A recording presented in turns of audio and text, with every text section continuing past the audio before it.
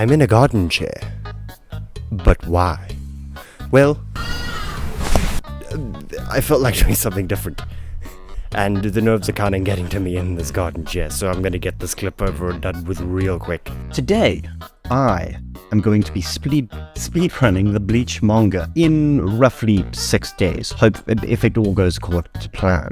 Let's get into the terms and conditions of the challenge. First condition, I will only be reading up to the start of the 1000-Year Blood War arc, as I intend to watch the anime version of that arc, because I've heard a lot of people say that it's fantastic. Condition number 2, I will be giving my thoughts and impressions of the manga as the video goes on, with a little bit of the journey spliced.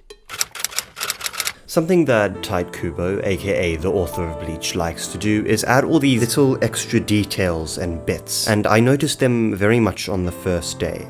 For example, there is a page dedicated to each character that even gives them a theme song. It's really cool, because I get to slowly build an entire playlist of songs as I read, and as a music lover, I heavily appreciate this. So it's more the small little extra bits that Kubo adds to the manga specifically that I tend to enjoy. Kubo definitely has a soft spot for rain. In fact, I was under strict instruction to read during rain, which... how fortunate. The first few chapters were kind of boring, if I'm being honest, and it felt like the third volume is where things sort of started to pick up.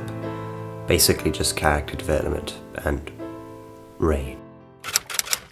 Since I finished the first 3 volumes, I was all out of physical manga. It was time for some acts of piracy if ye be catching me drift, laddie. I did some calculations, and at a rough average of 1 hour per volume, that would mean that I would have to read roughly 9 hours a day to meet the minimum quota. Things weren't particularly looking up, however, that wouldn't hinder my progress. I marched on in day 2, and the things I noticed were: Ichigo is a little bit of an idealist.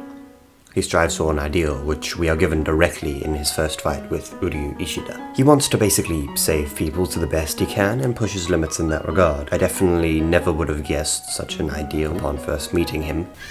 But he would rather fight hollows and put aside differences in an enemy of my enemy is my friend sort of way. As I read far into the manga though, I realized that more than idealism, it's honor that's at play. For a lot of characters, taking the action they see as most honorable or just is a very core writing mechanic that Tite Kubo uses extensively. So rather than idealism, I would describe Ichigo as a character that strives for honor.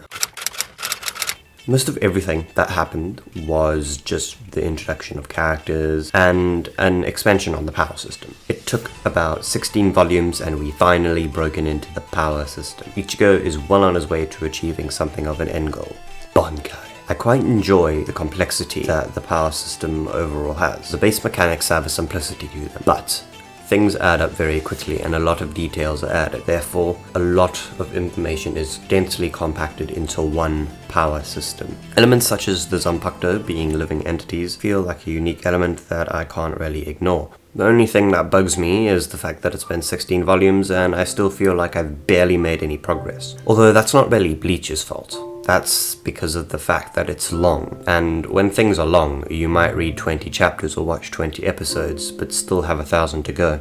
When you know it's a long journey ahead, the lesson is harder to learn, of seeing how far you've come. Day 4.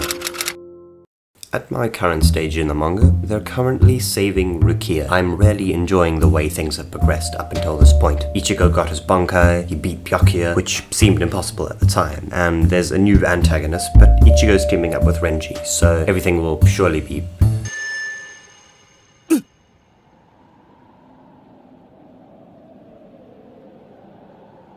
Aizen is an extremely pivotal villain for 2 reasons. 1, completely unexpected, and he played a part in a profound realization of mine. When I first started, I found it very hard to be immersed in the manga. I was just kind of reading for the sake of it. But then I managed to open a new frame of mind, and I finally felt like the paneling was talking to me in a metaphorical sense, and I could follow them more thoroughly. I was finally invested in the world and characters, so everything started to come to life. I have nothing to say for this day.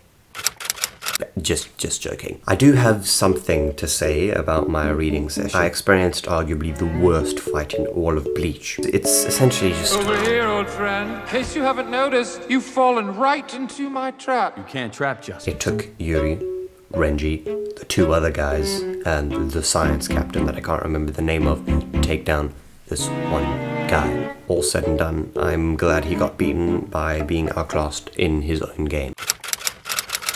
There is only one thing I truly hated about Bleach.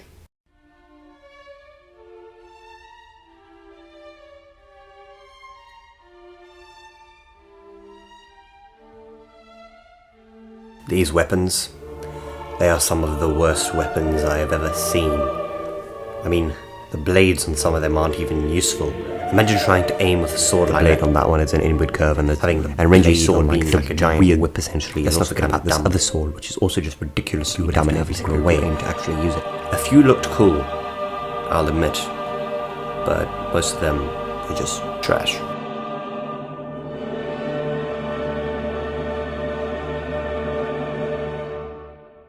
Well, that brings us to the effective end of the journey. Everything, the manga, the story, even the video, endings always leave something behind. Well, what did this ending leave behind though? This is an ending of failure, not triumph.